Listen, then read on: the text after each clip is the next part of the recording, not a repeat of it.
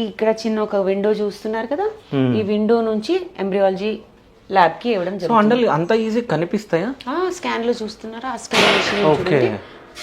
ఆ scan machine లో చూసుకుంటూ అండాలు ఎక్కడ ఉన్నాయో చూసుకుంటూ తీస్తారు. తీసి టెస్ట్ ట్యూబ్ ఇక్కడ పెడతారు, ఇక్కడ నుంచి ఇచ్చేయడం జరుగుతుంది. సో ఎట్ ఏ టైం ఎన్ని అండాలు తీస్తారు తీసేటప్పుడు? పేషెంట్కి ఎన్ని ఉంటే అన్ని, అంటే ఆ నెల ఇంజెక్షన్స్ ఇచ్చినప్పుడు ఎన్ని పెరిగాయో దాన్ని బట్టి 10 ఉన్నాయి అనుకోండి, ఆ 10 బయటికి తీస్తారు. సో అంటే మాక్సిమం ఎన్ని ఉంటాయి, మినిమం ఎన్ని ఉంటాయి?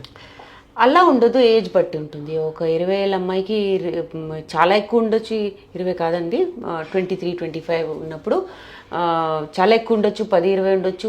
అదే వయసులో 5 కూడా ఉండొచ్చు. డిపెండ్స్, అంటే అమ్మాయి హార్మోన్ లెవెల్స్ ఎలా ఉన్నాయి, అండాశయాలు ఎలా ఉన్నాయి, రెస్పాన్స్ ఎలా ఉంది, మనం ఇచ్చే ఇంజెక్షన్స్కి రెస్పాన్స్ అన్నీ దాని మీద ఆధారపడి ఉంటాయి. సో అన్ని అని అనుకొని ఐవీఎఫ్లోకి రాకూడదు.